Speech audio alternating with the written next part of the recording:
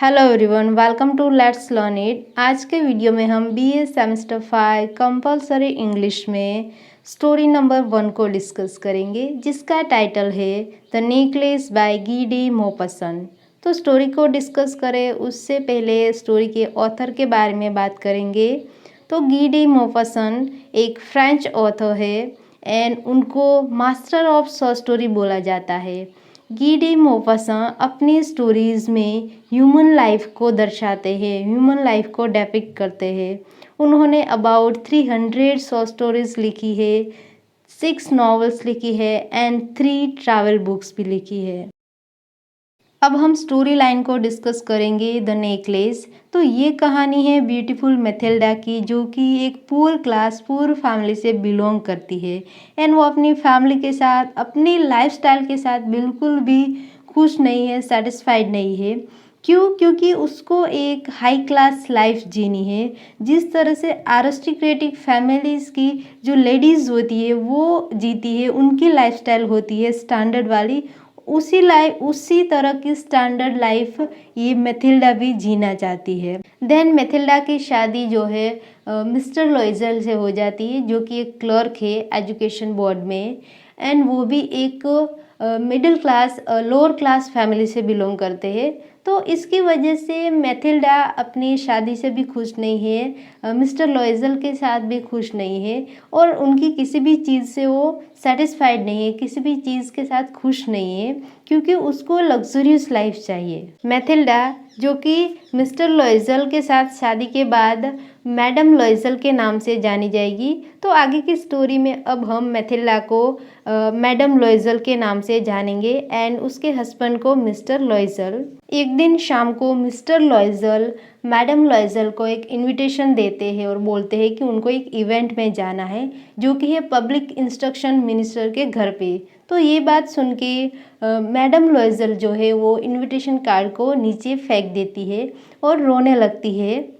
और ये देख के मिस्टर लॉइजल पूछते हैं कि क्यों? तो वो बोलती है मैडम लॉइजल कि मेरे पास तो ऐसा कुछ नहीं है पहनने के लिए जो कि मैं उस बड़े इवेंट में पहन के जा सकती हूँ। तो ये देख के मिस्टर लॉइजल कुछ पैसे ऑफर करते हैं कि लो इतने पैसे और इससे तुम कुछ अच्छा तुम्हारे लिए जो सूटेबल हो वो तुम खरीद लो। तो ये सुन के मैडम लॉइजल जो है वो कैलकुलेशन करना स्टार्ट कर देती है कि कितने पैसे, ज़्यादा से ज़्यादा कितने पैसे मैं रिक्वेस्ट कर सकती हूँ मिस्टर लॉइजल से, कितने पैसे मैं मांग सकती हूँ। सो कैलकुलेशन करने के बाद मैडम लॉइजल कुछ पर्टिकुलर अमाउंट में मिस्टर लॉइजल से पैसे मांगती है और ये सुन के मिस्टर लॉइजल है वो टेंशन में आ जाते, वो फीके पड़ जाते कि इतने ज़्यादा पैसे मैं कैसे दे सकता हूँ, कहाँ से दे सकता हूँ। और वो अपनी हंटिंग गन के बारे में सोचने लगते हैं, जिसको खरीदने के लिए उन्होंने अभी तक सेविंग की है। बट आफ्टर ऑल मिस्टर लॉइजल जो है वो पैसे देने के लिए एग्री हो जाते हैं एंड वो दिन आता है जब उनको इवेंट में जाना है एंड मैडम लॉइजल की ड्रेस भी तैयार होके बन के आ जाती है। बट मैडम लॉइजल जो है वो अभी भी खुश नहीं है। तो मिस्टर लॉइजल पूछते हैं कि क्यों तुम अभी भी खुश नहीं हो, तुम्हारी ड्रेस तो आ गई है। तो मैडम लॉइजल कहती है कि मुझे एम्बेरसमेंट फील होता है, मीन्स कि मुझे शर्मिंदगी हो रही है। क्यों? क्योंकि मेरे पास कुछ भी ज्वेलरी नहीं है पहनने के लिए इस ड्रेस पे। Then mister Loisel madam Loisel को सजेशन देते हैं कि अपने हेयर में फ्लावर्स लगा लो। बट ये मैडम जो शो ऑफ करने वाली है, शो ऑफ में बिलीव करती है, अपीयरेंस में बिलीव करती है, वो थोड़ी अपने बालों में फ्लावर्स लगाएगी। तो वो एक दूसरा सजेशन देते हैं मिस्टर लॉइजल कि अपनी फ्रेंड मैडम फर्स्ट ईयर से तुम कुछ ज्वेलरी बोरो कर लो, उनसे कुछ ज्वेलरी मांगाओ और वो पहन लो। सो मैडम लॉइजल अपनी फ्रेंड मैडम फर्स्ट ईयर के पास जाती है, उनकी कुछ ज्वेलरीज को देखती है, उनमें से एक नेकलेस को सिलेक्ट करती है और वो नेकलेस लेके आती है एंड वो पहन के इवेंट में जाती है। और इवेंट में मैडम लॉइजल एलिगेंट लग रही है, ब्यूटीफुल लग रही है, अट्रैक्टिव लग रही है।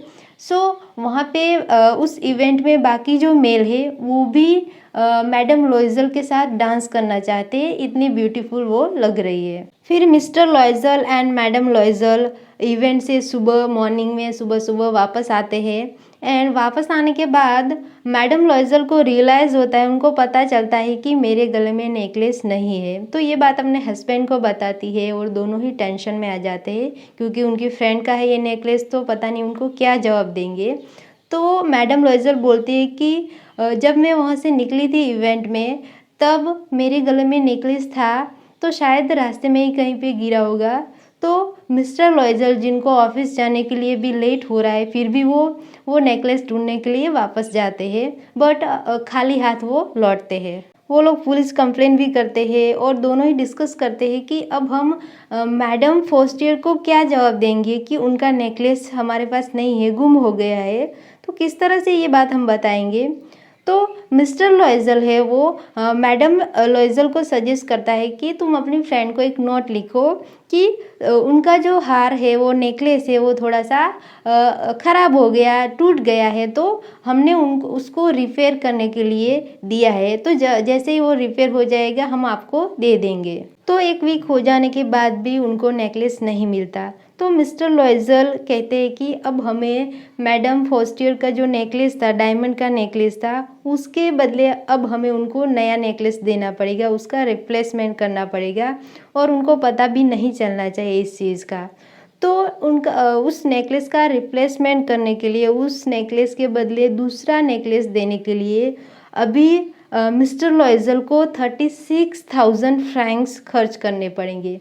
लेकिन मिस्टर लॉयजल के पास अभी ओनली 18,000 ही फ्रैंक्स है और ये जो 18,000 फ्रैंक्स है वो मिस्टर लॉयजल को अपने फादर से विल में मिले हैं, वारसे में मिले हैं। तो मैडम लॉयजल एंड मिस्टर लॉयजल कहीं से भी पैसे का अरेंजमेंट करते हैं, कहीं से मांग के बोरो करके लाते हैं, 36,000 कलेक्ट करते हैं, इकट्ठा करते हैं, फिर दूसरा नेकलेस लेके मैडम फोस्टियर को मैडम लॉयजल नेकलेस दे के आती है, जिस तरह से उनको पता भी ना चले, इस तरह से नेकलेस दे के वापस आ जाती है। सो जो नेकलेस गुम हो गया था उसके लिए जो रिप्लेसमेंट करना पड़ा, उसके लिए नया नेकलेस देना पड़ा। तो उस नए नेकलेस को खरीदने के लिए मिस्टर लॉयजल एंड मैडम लॉयजल ने जो कर्जा किया है, तो ये कर्ज चुकाने के लिए इन दोनों को बहुत ही ज़्यादा अब हार्डवर्क करना पड़ेगा। मैडम लॉयजल जो है वो कुकिंग सीखती है, बहुत सारा काम करती है, हर जगह काम करती है, दूसरों के कपड़े भी धोती है। एंड मिस्टर लॉयजल है वो भी अपनी जॉब के साथ साथ बाकी साइड में भी बहुत सारे काम करते हैं। तो इस तरह से उन दोनों को हार्ड वर्क करते हुए 10 साल लग जाते हैं वो कर्जा चुकाने के लिए। तो फाइनली 10 साल के बाद वो दोनों ही कर्जा चुका देते हैं। सो 10 साल के बाद मैडम लॉयजल जो है वो काफ़ी ओल्ड सी लग रही है, इतने 10 सालों में इतना हार्डवर्क जो किया है। एंड वो बैठे हुए एक बार सोचती है कि काश मैंने वो नेकलेस ना घुमाया होता तो अभी मेरी लाइफ जो है वो काफ़ी बेटर होती। फिर एक दिन वॉक पे मैडम लॉयजल को मैडम फोस्टियर मिलती है और मैडम लॉयजल उनके पास जाती है, बट मैडम फोस्टियर मैडम लॉयजल को नहीं पहचानती। फिर मैडम लॉयजल सारी चीज़ें, सारी घटना बताती है मैडम फोस्टियर को कि आपका हार, इस तरह से आपका नेकलेस गुम हो गया था, जिसका रिप्लेसमेंट करने के लिए हमने इतना कर्जा किया और वो कर्ज चुकाने के लिए हमने इतनी मेहनत की इतने सालों, और जिसकी वजह से अभी मेरी ये कंडीशन हो गई है। ये सब सुन के मैडम फोस्टियर जो है वो एकदम शॉक हो जाती है और बोलती है कि ये क्या बोल रही हो तुम, मैंने जो तुमको नेकलेस दिया था वो ओनली 500 फ्रैंक्स का ही था एंड उसमें जो डायमंड्स थे वो भी नकली डायमंड्स थे, असली डायमंड्स नहीं थे। तो ये सुन के मैडम लॉयजल जो है एकदम टूट सी जाती है, उसको समझ नहीं आता कि मैं क्या बोलूँ, ये क्या हो गया, ये मैंने मतलब क्या कर दिया। सो कुछ इस तरह से स्टोरी का एंड होता है और इस स्टोरी में मोफासन जो है, इस स्टोरी के ऑथर जो है वो रियलिज्म पे फोकस करते हैं, रियलिज्म को दिखाते हैं उस सोसाइटी की, जिस सोसाइटी में, जिस समाज में वो रहते थे, उस समाज का सच बताते हैं कि किस तरह के लोग थे, कि लोग जो है सिर्फ अपीयरेंस को, सिर्फ दिखावे को ही इम्पोर्टेंस देते थे। सो फ्रेंड्स, आई होप आप सबको स्टोरी समझ में आ गई होगी एंड वीडियो हेल्पफुल रहा होगा। So thank you for being here.